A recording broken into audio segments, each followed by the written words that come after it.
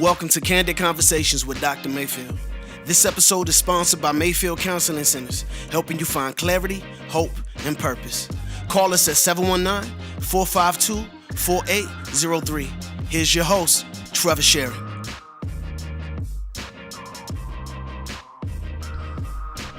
Thank you for joining us on Candid Conversations. We are excited to join you for yet again another setup. If you are just listening, you probably don't know what we're talking about, and that's because we started a YouTube channel.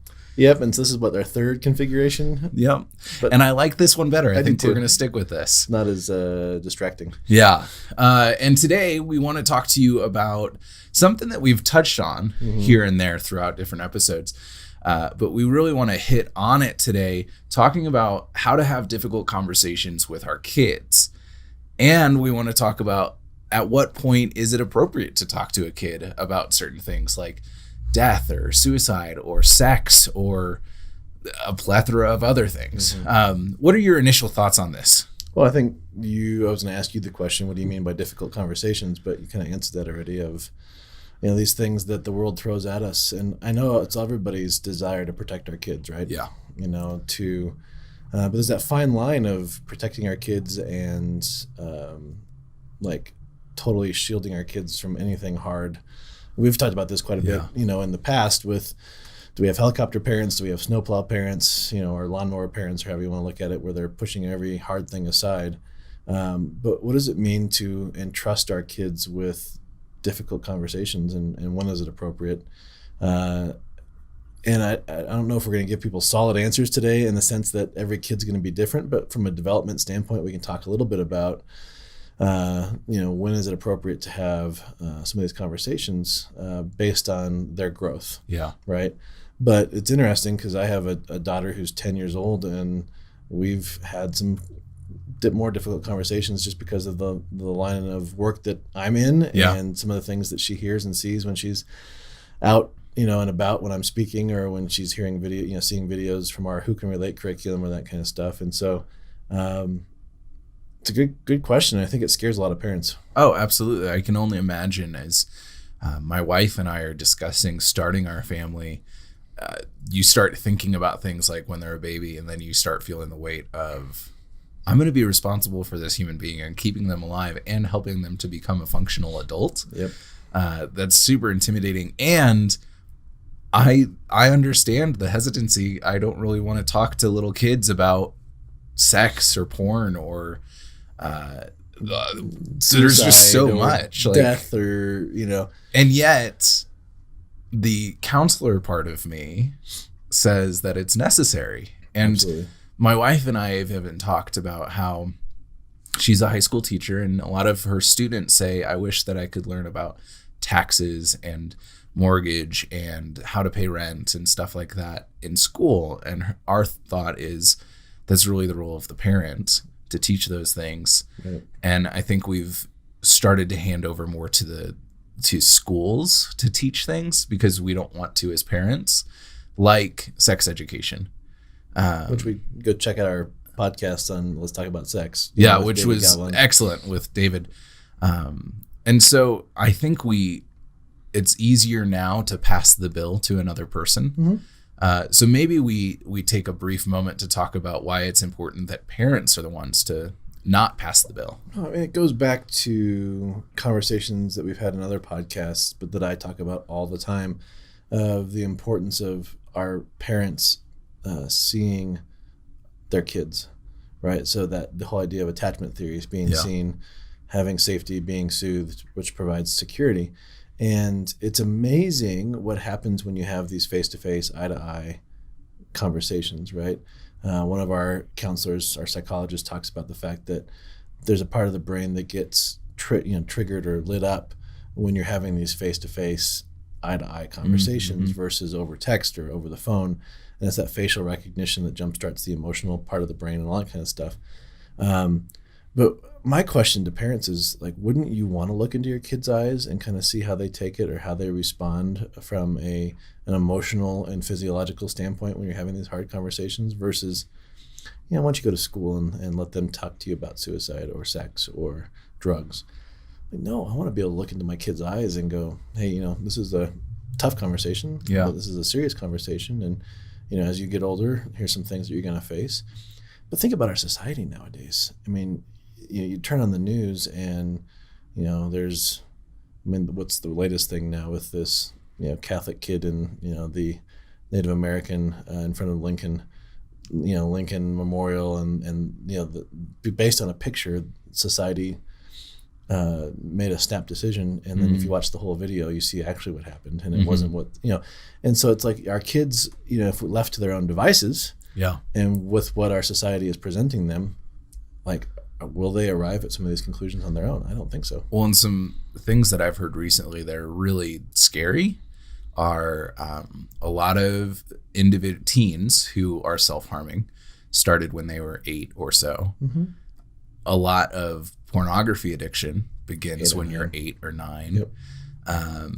And drug use. I know some of my friends in high school had started smoking and doing drugs before they were 10.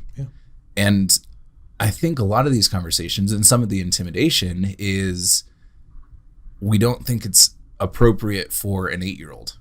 And yet that's when a lot of this stuff is beginning. Well, and but it needs to be age appropriate to your kid. And I think that's interesting. The longer I'm in this field of counseling, I was just talking to my wife last night going, I am just heartbroken that I've got teenagers that I'm working with that desperately have a need. I'm struggling with fill in the blank. And and they come from the outside what looks like a well adjusted family. And the kid's desire is I just wish I had a place to share how I'm feeling so my parents would listen. And I sit back and go, well, what do your parents don't listen? No, they're too busy. They don't slow down and give me the time of day. Or if I do talk to them, they kind of correct me and they don't listen. And it just breaks my heart. And I think that the biggest piece to this conversation, like you cannot have, and I'll be very blunt, you cannot have hard conversations with your kids if you've not created space for them to talk.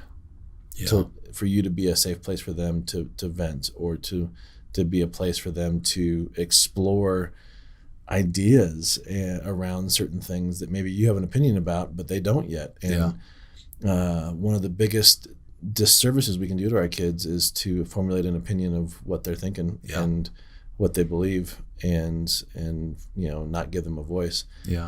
So before we even talk about what it means to have developmentally appropriate conversations, do you create safe places?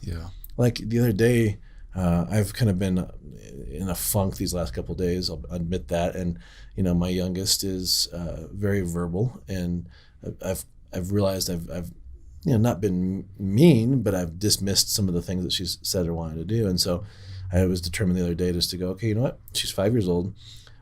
She comes down at about 6 a.m. after I'm up for about an hour or so, and she sits on my couch in my office and just starts talking. And I usually sit at my desk and continue to work. And I'm like, no, I'm going to give her some space. So I grabbed some Chex Mix and we sat on my couch and I just let her talk. And it just allowed her the freedom and the ability just to, I don't know, we talked about anything of substance, but it was something that was important to her.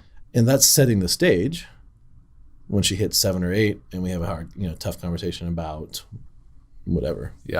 And one thing that I really, really like as a helpful tool to parents is both our episode on reflective listening that we did. And you can go to our SoundCloud or iTunes for that. And also just driving with your teenager, putting them in the passenger seat, just driving. There's something about not having to make eye contact. And if you choose to do that and just ask some open-ended questions and reflect back to them what you're hearing, it's incredible the amount of information you'll get. And even if it's not, like you said, substantial, it is information and it's building that communication relationship, which is essential when you're having, because we mentioned in a couple episodes, you don't start the conversation about sex by talking about sex. No. You start it by having strong communication with your child and building up to that point, which leads us into when does that conversation, the communication conversation, start. Well, but it goes back even further. When do we have conversations with our kids that are 2 or 3 years old about what do you do with the mad that you feel? Mm-hmm. What do you do with the sad that you feel? Some of the things we've talked about with Mr. Rogers. It's like revolutionary for a kid going, I'm feeling mad and I'm going to kick and scream. And our typical response as a parent is go to your room or, take this away or your whatever, versus going, okay, you're mad. Yeah. Like, what do you do with that? So so I think in a lot of ways, how do we help our kids begin to understand and explore their emotional intelligence earlier on? Yeah. So that when we sit down, like I sat down with my teenager, she's not a teenager yet. Good grief. Take that back. My 10-year-old. Yeah. And, she started asking questions about my story, and about when I was depressed or bullied and, I attempted suicide and, and I've kept it age appropriate. Right. I didn't talk about how I did it, or I didn't talk about, those things. I talked more about, I was feeling really sad and I was scared and I was depressed and, what does that look like? And I needed some place to talk and I didn't have that. And, and so you create those age appropriate conversations. But here's the thing, right? I mean, and I'm sure you've seen this and I'm sure your wife has seen this too. You go see, where were we the other day? I went and saw some superhero movie. Oh, it was Aquaman. Yeah. I haven't seen it yet. I mean, although I love Jason Momoa. It was great. Okay, that was great. Sarah, my wife, thought it was hilarious, but I was watching, and it's a pretty violent movie. Mm-hmm. Parents bringing their 4 or 5-year-olds in, and I'm like, okay. Are they able to handle what's happening and process it? And no, they're not. And so I know you're in the midst of, you've done human growth and development in your time and your education process right now. Yeah. But we talk about the different stages of growth and development, and kids at 5 years old really can't make sense of or process through some of this more adult content of action or violence and so you're not going to have a conversation with them about certain things. Yeah. And I'm going to post a link in the description of this episode to a video by not Frank Green. Golly, John Green. John Green, yeah. I was thinking Hank Green, who's his brother. And if you don't know, you may have heard of John Green's books. He's a prolific author and just a brilliant guy. Oh, man, fantastic. He has a show called Crash Course on YouTube. Crash Course on everything. Everything. It's brilliant. Super well done. But he has one on stages of development early on in life from Piaget's perspective. And I'd suggest checking it out. It's really useful information around this conversation to kind of understand if your kid is at this age and how you could find out if they've developed this sense or this ability to reason, which may help you guide some of your conversations, because it's important that they actually have a grasp of what you're talking about. And this is where it kind of frustrates me and scares me, is that if we're following some of Piaget's stages, right, which has been kind of this foundation from education and from a lot of different things for the last 50, 60 years, we realize that the abstract thinking, so the abstract thinking and reasoning part of the brain and does not really happen until 10, 11, 12, 13 years old. So like what frustrates me is why the heck are we having conversations in our society with our kids in school about sex at 8, 9, and 10 years old when they really don't have the capacity for abstract thinking and application. And so, I mean, it baffles me that on one hand, an education system that says, here's the stages of development and here's when you have these conversations and what this looks like, is doing things earlier and earlier and earlier. I don't know. That's just my own. And my perspective would be a little bit of, since parents aren't having those conversations as early as they may ought to be, the education system is seeing the effects of that and trying to compensate and overcompensate. And schools are not going to be able to have those conversations better than a parent. No, because never, it has to be I mean, you and I are able to have really good conversations on this show because we have relationship. Right. Not because you're my professor and I'm your student and that's the extent of our relationship. Right. And I think we miss a lot of the heart behind something. So if I'm teaching my 15-year-old about taxes as I'm going through my taxes, there's a point where I'm able to recognize like, hey, you seem really stressed out. I am too. Right. Let's go take a break. Right. You don't have that same relational connection. And how much more important is that in a conversation about drugs than taxes? Well, or let's go back to the sex conversation that we had with David Galvan and the fact that, is it appropriate to teach your kids the anatomical names of the body parts? Yep. Yeah. Right. Yep. Because it's, it helps with, possible assault aversion, right? Because, if we know the names of our body parts, somebody tries to do something, we're able to go, no, that's not right. And having those conversations, but it's age appropriate. Yeah. 3, 4, 5 years old, you're just going to, let's name the body parts. Right. Like a finger or your tongue. And then here's the safe, yeah. Here's the safe zone, and here's the no touch zone and all that kind of stuff. Right. But then when, my wife just had a conversation with our oldest, and it was more age appropriate about the beginning stages of what it means to be sexually active. And it's not something that we went into graphic detail, and it's, more of the birds and the bees conversation than anything. Right. But what it did is it opens the door for future conversations. My dad read through a book with my 3 brothers who all were pretty close in age called Safe Images. I think something about safe images. They're talking about pornography because they were on the internet because of school or because of games. And it was important to have those conversations before they got access to that world in order to open that communication. And it was really funny one day. My brother Jackson was talking about something and he's like, inappropriate. Because that was a word that they used. Inappropriate was a word they used in the book. And so that's been a staple of our family. But just the fact that we're able to say like, hey, what are you looking at? What did you see? Was there anything that made you feel uncomfortable, or were there any unsafe images that you saw? And it's not an accusatory or a punitive conversation at that point. It's a, hey, we care about you and we talked about this at the very beginning and we'll make sure you're safe. And this is why we want to keep you safe.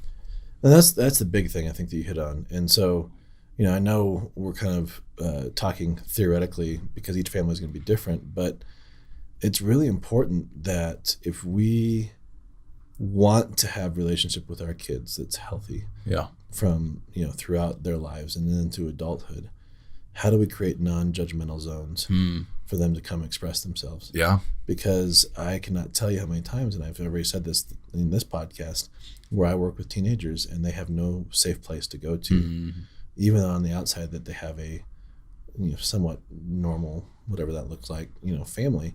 There's just no safe place to go because if I express my opinion about this or my thought about this or my curiosity about this, it's going to get shut down and placated, or I'm going to get in trouble, or I'm going to be shamed for it. Or shamed for it. Obviously there's got to be boundaries in your family and and your household and that kind of stuff. But I always challenge parents, if your kid comes to you and says, hey, I tried pot yesterday and I didn't like it, but I wanted to tell you because I felt guilty, and you jump all over them. What's wrong with you? Why would you do that? Do you think they're going to come back and talk to you about something else what they're struggling with? Like, some of the biggest things I find our guys are struggling with, teenage boys, are pornography. Yeah. There's that curiosity, right? That's natural. Or even to the extent of, I feel really depressed and I want to kill myself. Right. That conversation won't happen if you've developed a communication system where those are going to be berated. And so I think, for our parents listening and our listeners, whoever that might be, begin to explore these conversations with wherever your kids are at. If you've got young kids, I'm not saying, let's talk to them about drugs when they're 5 years old, or let's talk to them about, ecstasy is a drug that, right. Or pornography or anything like that. But how do you talk to them about, you know what? You know how to turn the TV on. Like, let's talk about mommy and dad can put parental controls on some of these channels so that you don't see them. And here's why. Because of safe images and safe things. If you're going to, let's say you're of faith and you're going to a church, like summer school or something like that, or a vacation Bible school or whatever, have that conversation as you're driving up going, so, don't wander off by yourself. Don't go off with an adult by yourself, because here's safe people, and when you go to the bathroom, you close the door and you lock it, and and if somebody tries to, and here's where you tell people, and those are age appropriate conversations. Right. You're not going to say, well, let's talk about human trafficking, and right. I mean, let's talk about how you could be taken, right, and I would never see you again. Yeah, that's not. But in essence, you're having that conversation, right? But it's age appropriate, right?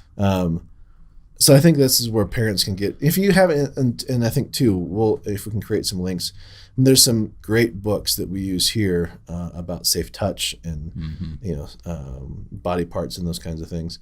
But if you have any questions, feel free to reach out to us and ask us, because this is something that I think a lot of parents get freaked out about and they don't navigate. Yeah. But to be honest, it's not as hard as it sounds if you've laid the foundation for conversation, for eye contact, for connection, for validation, for all those things. It becomes a little bit easier. And I want to end on this quick challenge of just to think about is, if you feel really uncomfortable having these conversations with your child, maybe explore why you're so uncomfortable. Is it because it's with your child, or are you uncomfortable with the topic? Right. And explore that for yourself, because it may be something that you grew up and you just knew, we don't talk about this, and that stuck with you. And that's really common. And it should be explored. Even if nothing comes out of it, at least you've been able to be introspective about it. And I think too, remember that you don't have to agree to love and accept. Yep. Right. So if you're in a conversation with your teenager, let's say you're listening and you're like, well, and I didn't really do a very good job of setting the stage early on, but I really want to now. Yeah. Just know that you're in for an opinionated teenager, which is not a bad thing.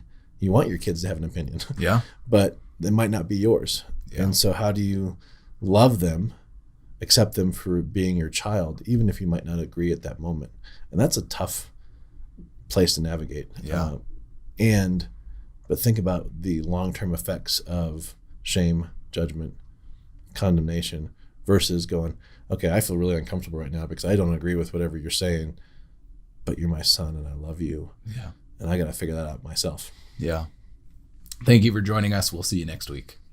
Thank you for joining Candid Conversations. If you would like more information, go to mayfieldcounseling.com/candid conversations and check out our Facebook page, Candid Conversations with Dr. Mayfield.